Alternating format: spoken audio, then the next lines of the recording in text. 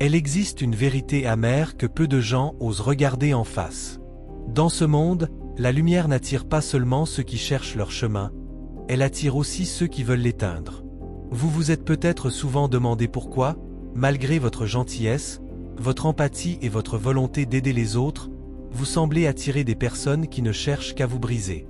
Vous avez peut-être cru que c'était une malédiction ou une simple malchance. Mais la réalité est bien plus sombre et stratégique.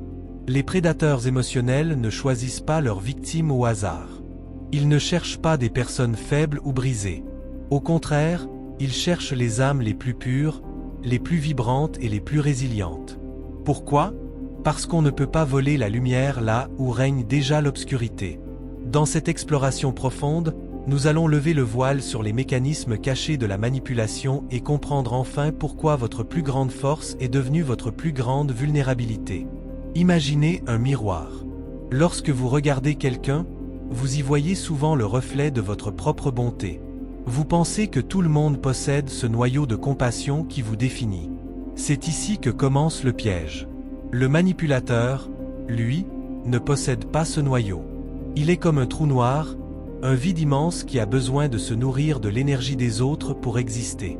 Lorsqu'il croise votre chemin, il ne voit pas une personne à aimer, il voit une ressource à exploiter. Il voit votre empathie comme une porte ouverte, votre patience comme une absence de limite et votre désir de comprendre les autres comme une opportunité de vous tromper. C'est un paradoxe cruel. Les qualités qui font de vous un être humain exceptionnel sont précisément les outils que le toxique utilisera pour vous mettre à terre. La première étape de cette dynamique est souvent la plus trompeuse. Elle commence par une reconnaissance de votre valeur. Le manipulateur est un expert pour identifier ce que vous avez de plus précieux. Il admire votre intégrité, votre dévouement et votre capacité à voir le bien en chacun. Au début, il vous donnera l'impression d'être la seule personne au monde qui vous comprend vraiment. Il portera un masque sculpté sur mesure pour correspondre à vos idéaux. Si vous appréciez l'honnêteté, il feindra une vulnérabilité extrême. Si vous appréciez le courage, il se présentera comme un guerrier fatigué. C'est ce qu'on appelle le bombardement amoureux ou le miroir. Il ne vous aime pas pour qui vous êtes, il aime l'image de lui-même que vous lui renvoyez et le potentiel de destruction que votre lumière représente. Pourquoi ne choisissent-ils pas des gens qui leur ressemblent? La réponse est simple. Deux vides ne peuvent pas se remplir l'un l'autre. Un manipulateur a besoin d'une source d'approvisionnement constante. Il a besoin de quelqu'un qui a des réserves de pardon presque infinies. Les meilleures âmes sont celles qui se sentent souvent responsables du bonheur des autres. Elles portent en elles cette idée noble que l'amour peut tout guérir, même les parties les plus sombres d'un autre être humain. C'est cette croyance qui devient la chaîne autour de votre cou. Le toxique sait que tant qu'il pourra vous faire croire qu'il a besoin de vous, que vous êtes sa seule chance de salut, vous resterez. Vous resterez jusqu'à l'épuisement total, car votre nature ne vous permet pas d'abandonner quelqu'un en souffrance. Ce processus de sélection est presque chirurgical. Le manipulateur teste vos limites dès les premières interactions. Il lancera une petite critique, fera un commentaire déplacé ou ignorera un de vos besoins essentiels, juste pour voir comment vous réagissez.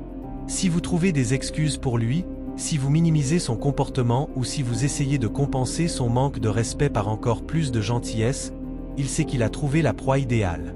À ses yeux, votre tolérance n'est pas une vertu, c'est un signal de soumission. Il commence alors à grignoter votre estime de soi, petit à petit, jour après jour. Il transforme vos certitudes en doutes. Il vous fait croire que vos émotions sont excessives ou que votre mémoire vous fait défaut. C'est le début de l'effacement de votre identité. Le plus tragique dans cette rencontre entre l'ombre et la lumière, c'est que la victime finit souvent par s'excuser pour les crimes de son bourreau. Parce que vous avez une âme profonde, vous cherchez des explications psychologiques ou des traumatismes passés pour justifier la toxicité de l'autre. Vous devenez votre propre manipulateur en refusant de voir la réalité telle qu'elle est. Vous vous dites qu'avec assez de patience, il finira par changer. Vous vous dites que si vous brillez encore plus fort, vous finirez par éclairer son obscurité. Mais on ne peut pas éclairer quelqu'un qui a fermé les yeux par choix. Votre lumière ne fait que souligner la noirceur de son âme, ce qui provoque chez lui une rage secrète. Plus vous êtes bon, plus il ressent le besoin de vous salir pour se sentir à votre niveau. Le manipulateur déteste ce qu'il ne peut pas posséder. Puisqu'il est incapable de ressentir une joie authentique ou une paix intérieure, il se donne pour mission de prouver que vous non plus, vous n'en êtes pas capable. Il veut voir ce moment où vos yeux perdent leur éclat, où votre rire devient forcé et où votre espoir s'éteint. C'est sa victoire ultime. Pour lui, détruire une belle âme est la preuve de sa propre puissance. C'est un jeu de domination où votre détresse est son trophée. Il vous isole, vous coupe de vos racines et vous persuade que personne d'autre ne pourra jamais vous aimer ou vous comprendre. Il crée un monde où il est le seul soleil, mais un soleil qui ne brûle que pour vous consumer. Une fois que le manipulateur a réussi à s'immiscer dans les fissures de votre empathie, il active la deuxième phase de son plan, l'érosion systématique de votre réalité.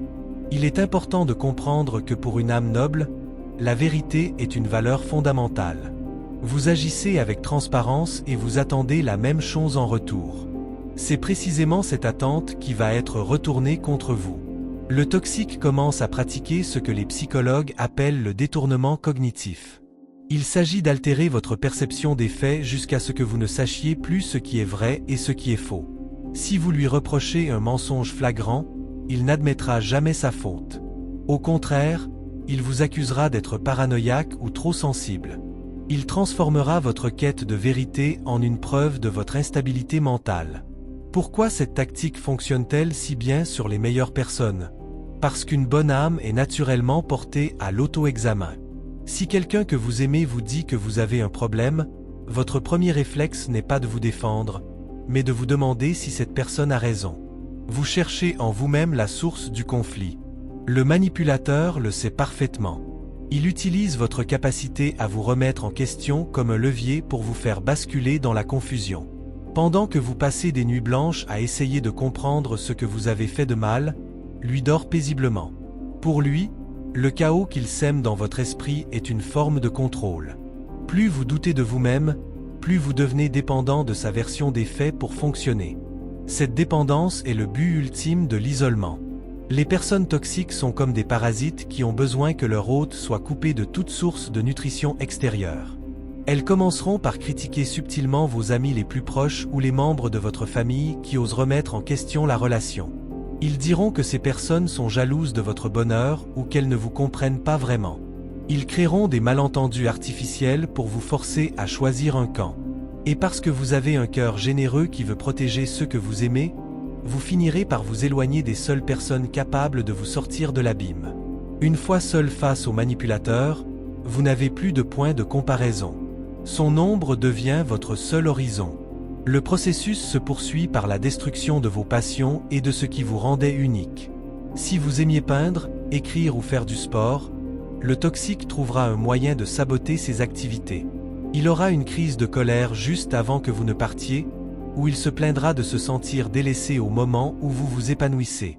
Il ne supporte pas que vous trouviez de la joie en dehors de lui. Votre lumière doit lui appartenir exclusivement, ou elle ne doit pas exister. Il commence à projeter ses propres insécurités sur vous. S'il est infidèle, il vous accusera de l'être. S'il est paresseux, il critiquera votre manque d'ambition.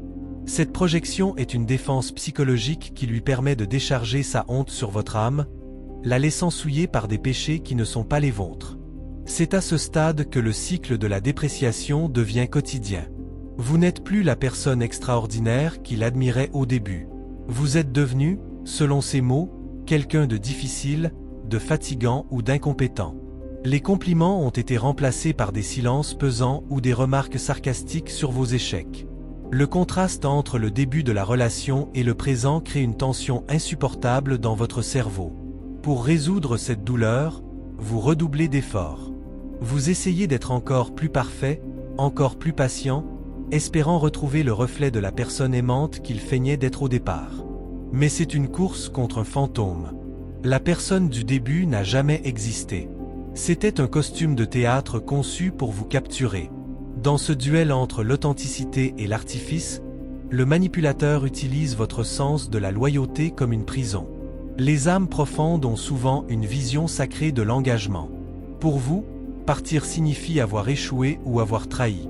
Le toxique joue sur cette corde sensible en se présentant régulièrement comme une victime de la vie. Il vous racontera ses malheurs, son enfance difficile ou ses trahisons passées pour susciter votre pitié.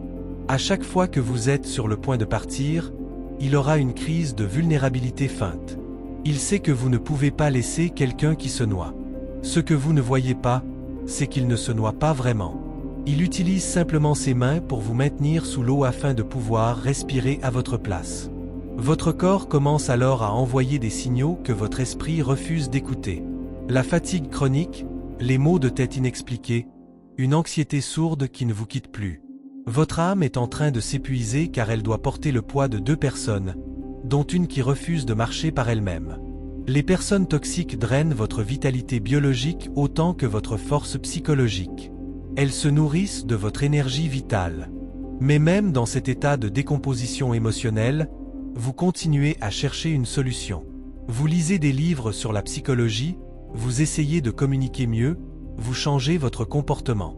Vous ne réalisez pas encore que le problème ne vient pas de la communication, mais de la nature même de celui avec qui vous essayez de dialoguer. Arrive enfin le moment où l'obscurité semble avoir gagné. Vous regardez dans le miroir et vous ne reconnaissez plus l'âme vibrante que vous étiez autrefois.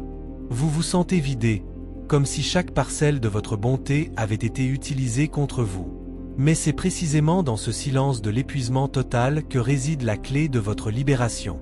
Le manipulateur pense vous avoir brisé, mais il a simplement brisé les illusions que vous aviez sur lui et sur vous-même. Il a révélé, sans le vouloir, la véritable nature de votre force. Car malgré tout ce qu'il vous a pris, le simple fait que vous cherchiez encore une issue prouve que votre lumière est indestructible. Elle a été étouffée, certes, mais elle n'est pas éteinte. La première étape de la guérison consiste à accepter une vérité douloureuse. Vous ne pouvez pas sauver quelqu'un qui utilise votre amour comme un outil de destruction. Pour une âme noble, c'est l'étape la plus difficile. Vous devez comprendre que votre empathie sans limite est en réalité une absence de respect pour vous-même. Fixer une limite n'est pas un acte de méchanceté, c'est un acte de survie. Le manipulateur criera à la trahison lorsque vous commencerez à dire non. Il vous traitera d'égoïste parce que vous refusez enfin d'être son paillasson. C'est à ce moment précis que vous devez rester ferme. Son opinion sur vous n'est pas votre réalité. C'est simplement une arme qu'il utilise pour essayer de reprendre le contrôle. La libération commence par le silence. Les personnes toxiques se nourrissent de vos réactions, qu'elles soient positives ou négatives. Elles aiment les disputes, les explications interminables et les larmes, car cela prouve qu'elles ont encore un impact sur vous. En choisissant le silence, en devenant ce que les experts appellent une pierre grise, vous devenez inutile pour elles. Sans émotion à voler, le manipulateur finira par s'en aller chercher une autre source de lumière. Ce n'est pas une défaite de votre part, c'est une victoire stratégique. Vous récupérez votre énergie, votre temps et votre espace mental. Vous cessez d'être l'acteur d'une pièce de théâtre que vous n'avez pas écrite. Il est temps de transformer votre vulnérabilité en une forteresse. Être une belle âme ne signifie pas être une proie. Vous pouvez garder votre gentillesse, votre capacité d'écoute et votre amour pour l'humanité, tout en y ajoutant un discernement féroce.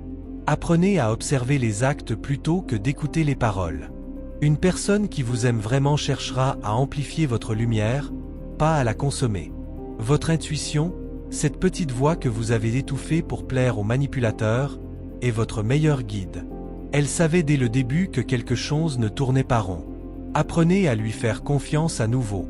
Elle est la boussole de votre âme. Le chemin du retour vers soi est souvent long, mais il est magnifique. En vous éloignant de l'ombre, vous découvrirez que votre capacité à aimer est restée intacte, mais qu'elle a maintenant besoin d'une direction. Commencez par vous donner à vous-même tout l'amour et la patience que vous avez gaspillés sur quelqu'un qui ne les méritait pas. Reconnectez-vous avec vos anciennes passions, retrouvez les amis qui vous aimaient pour qui vous étiez vraiment. Chaque petit pas vers votre propre bonheur est un acte de rébellion contre celui qui a essayé de vous détruire. Vous n'êtes pas une victime, vous êtes un survivant qui a traversé le feu et qui en est ressorti avec une sagesse que peu de gens possèdent. N'oubliez jamais pourquoi vous avez été choisi. Vous avez été choisi pour votre éclat, pour votre intégrité et pour la profondeur de votre cœur. Le manipulateur a reconnu en vous une divinité qu'il ne pourra jamais atteindre. Votre lumière est votre pouvoir, et elle est plus nécessaire que jamais dans ce monde. Mais désormais, vous savez qu'elle est précieuse. Vous ne la jetterez plus aux loups en espérant qu'ils deviennent des agneaux. Vous la garderez pour ceux qui savent la respecter et pour vous-même. Le voyage sombre est terminé. Il est temps de laisser place à l'aube. Si ce message résonne en vous, sachez que vous n'êtes pas seul. Votre douleur a un sens et votre avenir est entre vos mains. Ne laissez plus jamais personne vous faire croire que votre bonté est une faiblesse. C'est votre plus grand trésor. Protégez-le. Chérissez-le. Et surtout, utilisez-le pour construire une vie où l'ombre n'a plus sa place. Merci d'avoir partagé ce moment de réflexion avec nous. Si vous avez trouvé de la force dans ces mots, abonnez-vous pour continuer ce voyage vers la connaissance de soi et partagez votre histoire en commentaire pour aider d'autres âmes à trouver leur chemin. Prenez soin de votre esprit, car il est le miroir de votre âme.